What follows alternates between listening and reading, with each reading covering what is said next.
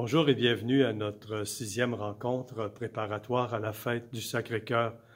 Mon nom est Frère Louis Cinq-Mars, capucin, et je vous accueille ici dans l'église Saint-Michel à Montréal.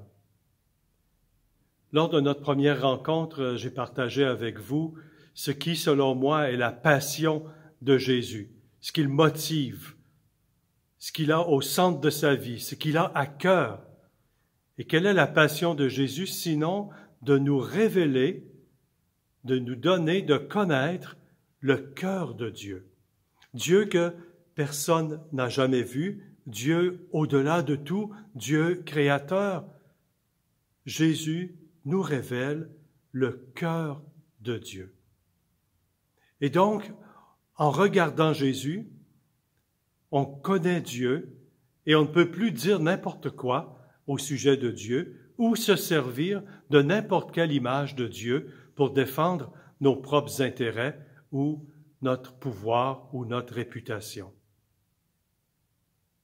Jésus nous révèle le cœur de Dieu par son enseignement, bien sûr. Pensez aux béatitudes, pensez aux paraboles, parabole de l'enfant prodigue. Jésus nous révèle aussi le cœur de Dieu par ses gestes d'accueil, ses gestes de guérison, ses gestes de tendresse. Jésus nous révèle le cœur de Dieu par son regard, par le regard qu'il porte sur les personnes qu'il rencontre et sur les personnes qui viennent à lui. Le regard qu'il porte sur des personnes de toutes conditions, de tout statut social, de toute culture et même de toute religion. Le regard de Jésus est un regard de bonté. Le regard que Jésus porte sur les personnes est un regard bienveillant. Qu'est-ce qu'un regard bienveillant? Qu'est-ce qu'un regard de bonté? C'est un regard qui est capable de voir au-delà des apparences. Un regard qui est capable de voir au-delà des préjugés. Un regard qui est capable de voir au-delà des limites ou des contraintes particulières d'une personne. Et même au-delà du mal qu'elle a commis, au-delà de son péché. Un regard qui perçoit la bonté, l'image de Dieu qui existe en chacun de nous et qui demande à vivre, à se développer et à devenir lumineuse. Par son enseignement, par ses gestes, par son regard bienveillant, regard de bonté, Jésus nous révèle le cœur de Dieu.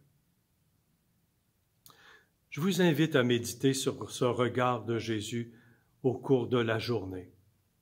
Méditez sur ce regard que Jésus porte maintenant, aujourd'hui, sur chacun de nous, sur chacune de nos histoires, au-delà de ce que nous avons pu faire, au-delà de ce que nous pensons de nous-mêmes, au-delà des événements de la vie, de notre histoire, le regard que Dieu porte est d'abord un regard de bonté et de bienveillance.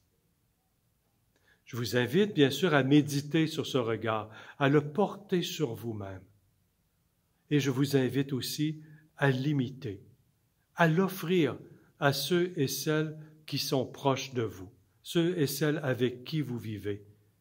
Parce que, à travers votre regard, ils peuvent découvrir, pressentir, ressentir la bonté et la bienveillance de Dieu à leur égard, qui les remet en marche, qui les relève, qui leur redonne le goût d'espérer, de croire et de reprendre la route.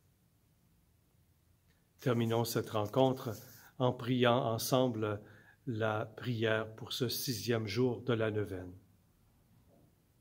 Seigneur Jésus, toi, mon berger, guide-moi sur le chemin lumineux qui mène à Dieu.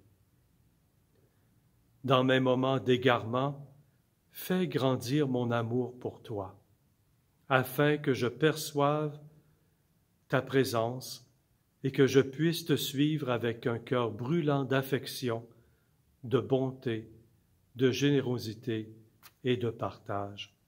Amen. Notre Père qui es aux cieux, que ton nom soit sanctifié, que ton règne vienne, que ta volonté soit faite sur la terre comme au ciel.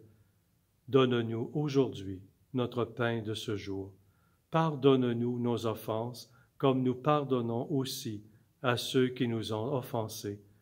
Et ne nous laisse pas entrer en tentation, mais délivre-nous du mal. Je te salue Marie, pleine de grâce, le Seigneur est avec toi. Tu es bénie entre toutes les femmes, et Jésus ton enfant est béni.